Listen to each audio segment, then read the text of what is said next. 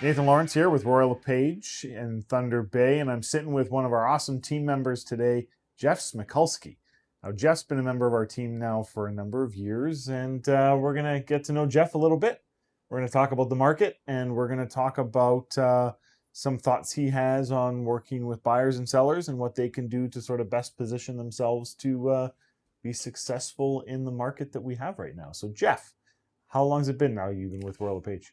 Going on 3 years, going on 4 soon. Crazy. Yeah. Absolutely crazy. And always been LePage, right? No, I did start with Remax Okay. first. Did that for about a year, and then I ended up switching over. And how's your transition so far? Good. I found LePage offered a little better training when it came to getting into the business. A little more one-on-ones and coaching was really beneficial. Okay, that's awesome. So what led to real estate? Real estate's one of those businesses where everybody comes from somewhere different. And we all have different backgrounds. So tell us a bit about what led to you getting into real estate. I like being in charge of myself. I'm not a big fan of working for the other companies and just being part of that industry. I just like being in control and choosing when I want to work and when I want to show. So this gave me the opportunity to do that. And I have 3 kids at home too. So being able to spend more time with them growing up is something that's on the top of my to-do list. Gives you quite a bit of flexibility to kind of manage your schedule how you see fit. Exactly. Yeah. That said, it also comes with its challenges, right? Like it's one of those businesses that you are on call a lot, right? And Yeah. people don't always appreciate it. I'm there for the kids from Monday to Friday during the week, during the day, but at night, if I have to go show, I have to go show. If a weekend happens and I book some stuff, then I gotta go. So the nature of our industry. Yep. So right now, spring market's in full swing. Full swing. Right? We're seeing lots of new listings every single day.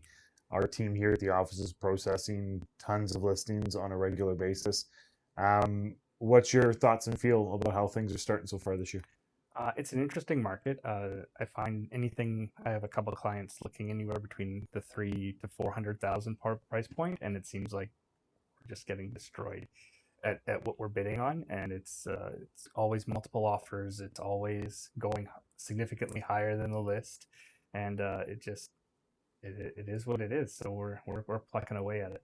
Okay, so in that probably sub 550 range, we're probably seeing still a really, really strong seller's market. Yeah. In Thunder Bay. Oh yeah. And probably not going to change anytime soon. No. I feel like it's been like that for like the last decade or so. It's definitely been like that for the last couple of years, for sure. The lack of inventory, the lack of available houses for sure. Yeah, inventory is a huge thing. When you don't have the inventory and you have 5 people to 10 people bidding on a house, and what happens is somebody bids on a house 5 times and they don't get it, then they're just putting all their eggs in one basket on that sixth time, and suddenly that house just skyrockets. So they want to get a house, right? They want a place to live. So what are you doing? Obviously, working with buyers comes with its own set of challenges that are different than working with sellers right now. But what are you doing when you're working with clients on the buying side to help kind of set their expectations? I discuss where we should be setting, what their limits are. I've come into the realization that they need to get multiple sources of mortgage options, like to shop around to see where your better rates are, where you're going to get your best dollar, because we're talking a swing of $10,000 to $20,000. If another mortgage is able to do that, then you might want to shop around and keep your options open and not just stick just with one. Okay. Taking that first step and getting that pre-approval done, That's but also making sure that you've shopped that around a bit. Yeah. No, the client I'm with right now, they've only dealt with one. So my suggestion was we're not losing out by a lot to shop around and see what else might be out there that can give you that a little bit extra that could put you into that house. Okay. So now they've gone through the pre-approval. Yeah. You're actively showing them houses, and you get to a point where you're writing that offer. I imagine the emotions are a little high sometimes. They're always high. It's excitement, kind of like an adrenaline rush. their expectations are we're going to get beat. But it's good to have that expectation that you might get beat, and so you don't get down on yourself, because it's a tough market. It's tough to get your bid accepted when there's 10 bids going on and you have a limit of what you can, or your max. So, And I think it's important that when you're working with those clients, that you're setting sort of their expectations so they know what it's like going into it. At the same time, you have to make sure that they're balancing, when you're looking at specific properties, they're balancing what they're willing to pay against what it's worth. Yep. And being okay with knowing that somebody might feel that that house has a bit more value than they might in that particular moment. Oh, for sure. I think you definitely need to go into that. You don't want to put a bid in where it's just astronomical and it's not doable for yourself, and it puts you in a situation where you don't want to be in a monthly hole, right? Where you're losing money every month because you have to pay a mortgage that you really couldn't afford. These are big decisions that clients are making when it comes to acquiring a property, and it can be easy sometimes to get caught up in the excitement and the anxiety of needing to get a home. That's right. And making sure that your client is making thoughtful and responsible choices when they're going in, especially in a multiple offer situation. Definitely. It can get a little intimidating sometimes. Yep, totally can. So working through, you've got a client, maybe it's their first offer, maybe it's their 10th, and they get a successful offer. Yep. People often don't realize some of the stuff that happens in the background from that point forward to get to closing day that clients need to think about and that you're thinking about. So walk us through what that looks like. So if my offer is getting accepted, I'm giving them a list of stuff that needs to get done.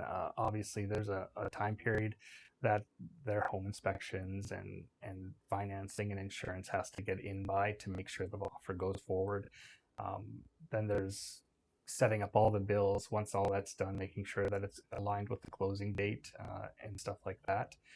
Also, there's most of the time there's some costs exceed that. So some people may put a big offer but not have enough money to close smaller stuff that they put in, like lawyer fees, getting the hydro set up and your gas set up, which may require some down payments on that as well. So forget about the little things sometimes, right? Like when you're going through it, it's easy to remember the big things. On the client side, it's easy to remember you got to do the down payment, I got to call the lawyer, I gotta call the moving company if I'm packing up and moving locations. But there's all those little things. There's the utility setup.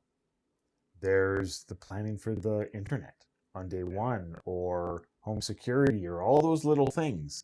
We often forget as clients that there's all these other little things that we have to do, and the process can take more time than we might had originally naively thought it would. Yeah. No, that makes complete sense. Yeah. So closing day comes, buyer's thrilled. They made the right choice in picking a LePage Realtor. They made the right choice picking you. But let's flip sides for a second and talk about the selling side, because it's completely different in a market that's not balanced and favors the sellers right now. That experience the buyer goes through versus what the seller goes through, they're very different. Oh, for sure. So let's chat about that. So tell me a little bit about your experience working with sellers and what that process is like. To be honest, I haven't had an experience working with a seller yet. So I do a lot of follow arounds and just see what people are doing and inputting the data from a realtor point of view. Yeah. But as for seeing what's happening on the closing side and just seeing the amount of options that a client has when dealing with 10 to 11 offers is kind of crazy. Yeah, it's a lot to manage. Yeah. It can be a lot to manage for the client, but it can be a lot to manage for the realtor. For sure. On the flip side as well. Oh, it is. So going forward over the next few months, thoughts?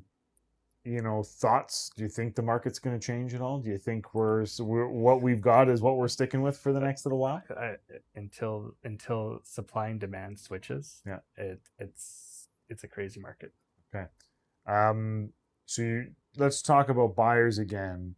and you've had an opportunity to work with quite a few buyers. And what are some of the things that stick out to you that you wish just every buyer knew, or that you'd give suggestions on consistently when you're working with buyers? I would say try to be honest with your realtor. Try to figure out where you stand and where you want to go. Whenever I'm dealing with a client, I always tell them, you're going to get your mortgage, you're going to get your pre-approval. It's something you need to do. Just because you're pre-approved for 550,000, you may not be comfortable with that monthly plan. Find that number, and that's your monthly plan, and that's where your pre-approval needs to be. Because if you're going to the 550 just to get the house and then you're living paycheck to paycheck, it's not as fun, right? Find that ground where you want to be. And I think it really starts with, and it takes a little bit of work, starting with a budget. Yeah. Sitting down and saying, what will my finances look like in the house? Mm-hmm. And what am I willing to compromise on to get to different price points? That's right. Right? Because there's only so much income to go around. That's right. And some of it's going to go to income taxes. Some of it's going to go to the mortgage payments and the utilities and the property taxes and the insurance. Yeah. But then you also have to live, right? Put food on the table. You got to put food on the table. And that's an increasing dilemma right now as well. So and I think we don't always, as consumers, I think we don't always stop and think about where our budget sits. And I think it's a really important part of the process when you're working with a buyer, especially first-time buyers, that haven't lived in a house before, or they're jumping in from a rental to a home ownership, and those budgets look different. Mm-hmm. Another thing we'd want to do is, when you do get accepted, pay attention to that home inspection, because he's going to give you a list of stuff that may not be red flags and stuff that needs to get done this instant, but he will give you a list of stuff that's going to need to get done over time.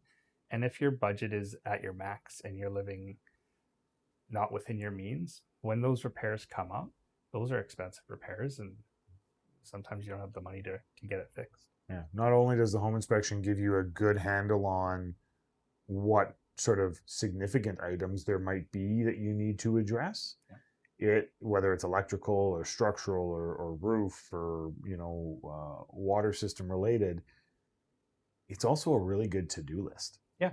Right? Because there's little things. You can't walk into a resale home in Thunder Bay and not have something to do. That's right. There's always going to be something to do, and home maintenance is part of ownership.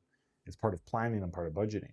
But that home inspection gives you a good whole picture of what needs to happen, and also gives you that summer checklist of things you can work through when the weather's nice, or inside when the weather's cold. Yeah, it gives you an idea what you need to budget to save for, and put money aside, so when those things come up, you have that cash flow to be able to get them done. Okay. They don't all have to get done at once, but at least prioritize and work through them. That's right. So let's go back to you for a second. What do you love about this business? What do you find the most enjoying, the part that you enjoy the most? I've always loved just meeting people and talking to people and finding out what they want, and then going out and trying to find it. Also enjoy going through homes and checking out everybody's story and seeing where people live, and it's fun. Even the clients I'm with, I've been with them for about 8 months, and we still haven't found, but we enjoy going through the house and seeing what we like, and some are a hit, some are a miss, and we go on to the next. Yeah.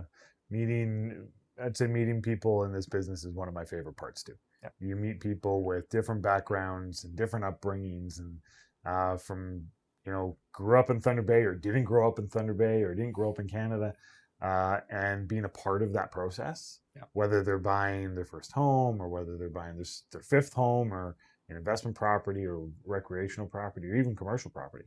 It's an exciting process. Comes with its challenges at times, but it's an exciting process to be a part of. No, it is. So any words of wisdom for an individual that is thinking about getting into the industry? I love the training, like at the beginning, just going through the schooling and stuff like that. However, I would probably recommend at the same time maybe do an advertisational course, something that's going to help you with social media, understand how to advertise yourself, because the course for real estate isn't, it's not easy, but it's not hard either. You can go through it and you can get it done. But once you get into the industry, you're kind of on your own as for meeting people and getting your clients and Yeah. figuring out advertising and stuff like that. So that can be a little difficult. So definitely recommend spend some money on educating yourself in advertising. The thing about this business is it's not, we sell houses for a living. We work with people for a living. And we're also self-employed.